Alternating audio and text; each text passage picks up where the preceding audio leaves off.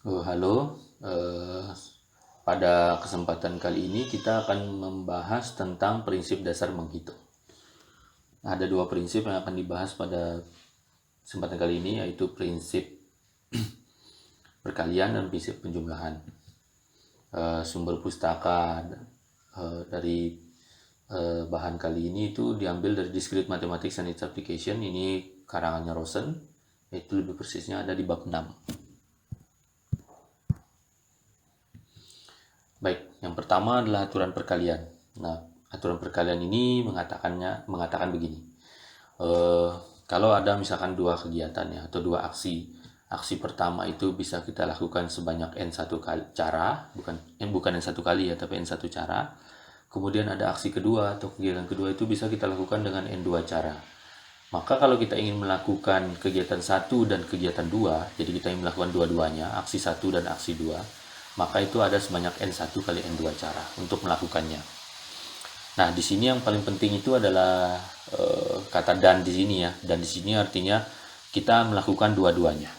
Nah, jadi kalau yang cara satu, aksi satu itu ada n1 cara, kemudian aksi dua itu ada n2 cara, maka kalau kita ingin melakukan dua-duanya, itu ada n1 kali n2 cara. Baik, kita lihat contoh aplikasinya. Ya, ini banyak karena kita belajar prinsip menghitung ya, kita akan menggunakannya untuk menghitung ya. Contoh misalkan di sini kita ingin menghitung ada kursi itu ingin dilabeli. Nah, di mana labelnya itu adalah karakter pertamanya itu adalah huruf dari salah satu dari huruf A sampai Z. Kemudian diikuti dengan bilangan bulat positif yang maksimalnya adalah 100. Jadi contohnya di sini A99, B20, atau Z66 gitu ya, atau W77. Nah, seperti itu. Jadi ada huruf, kemudian ada angka. Nah, dengan cara pelabelan seperti ini, ada berapa banyak kursi yang bisa dilabeli kira-kira? Atau berapa banyak kursi yang bisa dilabeli dengan cara ini ya? Nah, pertama kita lihat kalau kita lihat di sini ada dua kegiatan ya, atau aksi. Pertama adalah memberikan huruf, kemudian memberikan bilangan bulat positif yang kurang dari 100. Nah, kalau kita melihat hurufnya itu ada 26 pilihan kan. Nah, ini adalah kegiatan satu. Jadi kegiatan satu itu ada 26 cara untuk melakukannya. Kemudian kalau kita lihat bilangan bulat positifnya, itu kan tadi batasannya 100, maka ada 100 cara untuk melakukannya. Jadi ini kegiatan dua, sehingga kalau saat kita melabeli kan kita melakukan dua kegiatan ini, yaitu pertama memilih hurufnya, kemudian yang kedua memilih angkanya. Nah, sehingga di sini banyaknya cara itu adalah 26 kali 100. Ini adalah untuk memilih huruf, yang ini untuk memilih angka. Jadi totalnya ya 26 kali 100. Kemudian contoh yang lain ini juga kita bisa terapkan, prinsip ini juga bisa kita terapkan untuk yang lebih dari dua aksi atau lebih dari dua kegiatan. Nah, di sini pertama saya perkenalkan dulu bit string atau string biner itu adalah karakter ya, kata atau kata ya, karakter dengan panjang tertentu. Jadi kata itu kan, kalau kata itu kan ada bisa bisa beberapa huruf isinya ya. Ya, atau bahasa lainnya adalah karakter dengan panjang tertentu. Jadi ada beberapa karakter gitu maksudnya. Contoh A B C D. Nah, itu satu kata itu kan. Jadi misalkan mana gitu ya. Ini kan ada 4 karakter, 1, 2, 3, 4 gitu ya. Nah, dengan masing-masing karakternya itu M, A, N, A. Nah, tapi di sini string biner atau bit string itu adalah karakter yang panjang tertentu, tapi isi-isinya itu adalah 01 aja. Jadi di sini selain bukan menggunakan MANA, tapi menggunakan misalkan contoh di sini kita lihat string biner atau bit string dengan panjang 2, yaitu karakter dengan panjang 2 atau kata dengan panjang 2. Di sini yang dimana masing-masing karakternya cuma isinya tuh 0 atau 1. Jadi disebut biner ya, 0 atau 1. Jadi di sini contohnya adalah kalau string biner panjang 2 itu kemungkinannya adalah 00 atau 01 atau 10 atau 11. Nah, sekarang pertanyaannya adalah apabila kita ingin membentuk bit string dengan panjang 7, berapa banyak bit string yang bisa diperoleh? Ya, sekarang kan caranya kita melihat adalah kita ingin membentuk 7 string biner. String biner dengan panjang 7.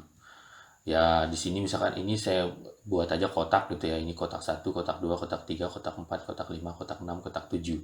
Di mana masing-masing kotak ini kalau diisi itu akan membentuk string biner jadinya. Nah, di sini kalau kita lihat, kita anggap saat mengisi kotak 1, itu kan isinya adalah 0 atau 1 kan. Ada dua pilihan. Kemudian, nah ini disebut kegiatan 1. Kita mau mengisi kotak 1. Kemudian mengisi kotak 2, itu adalah kegiatan 2. Nanti di sini adalah pilihannya 0 atau 1, ada dua pilihan juga, dan seterusnya sampai mengisi kotak 7. Sehingga di sini ada 7 kegiatan di sini, atau 7 aksi ya. Ada 7 aksi di sini. Nah, masing-masing aksi itu bisa dilakukan dengan dua cara, yaitu mengisi dengan 0 atau mengisi dengan 1.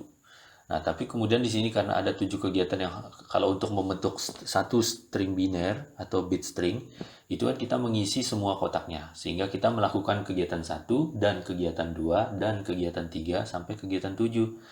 Di mana masing-masing kegiatan itu bisa dilakukan dengan dua cara. Sehingga di sini banyaknya string dengan panjang 7 atau banyaknya cara melakukan kegiatan mengisi kotak ini, itu adalah 2 kali 2 kali 2 sampai sebanyak 7, yaitu 2 pangkat 7.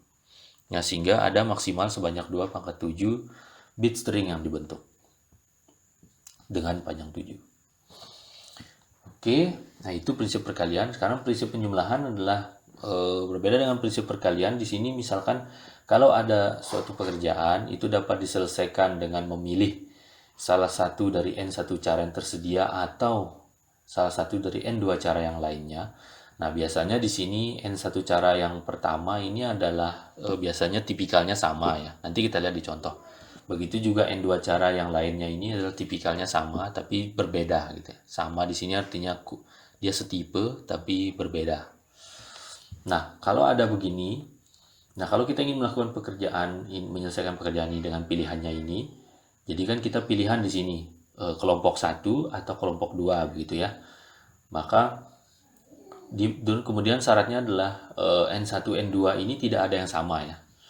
Maka kalau kita menyelesaikan pekerjaan ini, banyaknya cara yang mungkin bisa dilakukan itu adalah sebanyak N1 tambah N2. Jadi di sini kalau tadi dikalikan ini ditambah. Nah, pembedanya adalah di sini ada kata atau. Kalau di prinsip perkalian itu adalah pakai dan, yang itu kita melakukan dua-duanya. Kalau ini adalah salah satu yang kita pilih. Jadi atau ya. Nah, kalau atau itu N1 tambah N2. Nah, lebih jelasnya kita lihat contoh. Misalkan nih, Anwar berencana pergi ke Surabaya dari Mataram. Nah, untuk sampai ke Surabaya, itu Anwar bisa memilih salah satu dari 5 layanan bus atau salah satu dari 3 layanan pesawat. Nah, ini contohnya ya. Jadi di sini kelompok pertamanya adalah kelompok bus. Ya, bus kan ada macam-macam, bisa Safari Dharma Raya, bisa Tiara Mas, dan lain-lain gitu ya. Ada 5 macam katakan. Kemudian ada kelompok kedua, yaitu adalah kelompok pesawat. Nah, di sini itu ada 3, misalkan naik AirAsia, naik Lion Air, atau naik Garuda gitu ya. Nah, hanya salah satu dari ini yang diambil. Nah, berapa banyak cara Anwar untuk sampai ke Surabaya? Ya, dengan menggunakan prinsip penjumlahan, itu kan cara satunya itu kelompok 1 itu kelompok bus itu ada 5. Kemudian pilihan cara 2 itu kelompok pesawat ada 3. Maka banyaknya cara Anwar untuk sampai ke Surabaya itu adalah 5 tambah 3. Jadi ada 8 cara. Ya, jadi seperti itu ya. Biasanya cara satunya itu adalah satu kelompok, kemudian cara duanya itu adalah kelompok kedua. Tapi berbeda, seperti saya bilang tadi, sama sekelompok tapi berbeda. Nah, itu. Kemudian kita lihat contoh yang lain. Contoh ini juga pada proses perhitungan biasanya kita ketemu kasus di mana kita menggunakan kedua prinsip, yaitu prinsip penjumlahan dan perkalian sekaligus. Ya, kita lihat di sini contoh. Misalkan kalau kita punya soal seperti ini. Pada suatu sistem komputer ya, setiap user pada sistem itu memiliki password dengan panjang 6 sampai 8. Jadi ada panjang 6, ada panjang 7, ada panjang 8. Ada panjang 6 sampai 8 karakter. Kemudian setiap karakternya dalam password itu diambil dari huruf atau angka. Jadi ada huruf A sampai Z atau angka. Angkanya 0, 1 sampai 9 ya. Nah, Syarat kedua adalah setiap password itu harus memuat minimal satu angka. Jadi kalau kita punya password di sini setiap usernya itu harus minimal satu angka yang passwordnya. Nah, pertanyaannya adalah berapa banyak password berbeda yang dapat dibentuk dari sistem tersebut. Nah, kita lihat di sini pertama huruf itu ada 26 ya. Jadi ada A sampai Z, kemudian angkanya adalah 0 sampai 9 ada 10, sehingga total ada 36 karakter yang bisa digunakan untuk membentuk password. Nah, kemudian misalkan P ini adalah banyaknya password yang berbeda yang dapat dibentuk. Nah, kalau kita lihat kan tadi passwordnya itu ada yang panjang 6, panjang 7, panjang 8. Dan itu setiap user pasti memilih salah satu. Apakah dia menggunakan yang panjang 6, atau panjang 7, atau panjang 8. Nah, sehingga di sini menggunakan, kalau kita misalkan PIN 6 adalah banyaknya password yang panjang 6, P7 adalah banyaknya password panjang 7, dan P8 adalah banyaknya password panjang 8, maka menggunakan aturan penjumlahan, karena ini pilihan ya, ini atau ini atau ini, maka P ini adalah P6 tambah P7 tambah P8. Karena harus memilih salah satu. Nah, sekarang kita akan menghitung berapa banyak P6, berapa banyak P7, berapa banyak P8. Nah, pertama password panjang 6. Secara keseluruhan sama dengan yang tadi. Jadi ini seperti kegiatannya itu adalah kegiatan mengisi kotak dengan panjang 6 gitu ya. 4, 5. Jadi masing-masing ini kegiatan 1, kegiatan 2, kegiatan 3, kegiatan 4, sampai kegiatan 6. Nah, kegiatan 1 itu adalah memilih satu karakter untuk diisi menjadi passwordnya. Jadi kalau kita membentuk satu password, itu adalah sama dengan kegiatan melakukan kegiatan 1 dan kegiatan 2, kegiatan 3, kegiatan 4, dan seterusnya. Nah, masing-masing di sini adalah mempunyai 36 pilihan ya. Nah, sehingga untuk melakukan kegiatan 1 36 cara, 36 cara untuk melakukan kegiatan 2, 36 cara melakukan kegiatan 3, dan seterusnya. Sehingga total banyaknya, kalau keseluruhan password panjangnya 6 itu adalah 36 pangkat 6. Nah, sekarang karena kita ingin mencari karena kan syaratnya itu harus ada minimal satu angka, ya triknya adalah kita hitung dulu banyaknya password yang terbentuk kalau hanya terdiri dari huruf saja. Ya, kalau kita lihat, kalau kita batasi dia hanya huruf, di sini hanya ada 26 pilihan untuk mengisi kotak 1, 26 pilihan untuk mengisi kotak 2, dan seterusnya sampai yang kotak 6 itu ada 26 pilihan. Sehingga totalnya itu adalah 26 pangkat 6. Nah, akibatnya kalau yang banyaknya password yang minimal ada satu angka, berarti kan kita hilangkan semua yang password yang hanya terdiri dari huruf. Jadi totalnya 36 pangkat 6.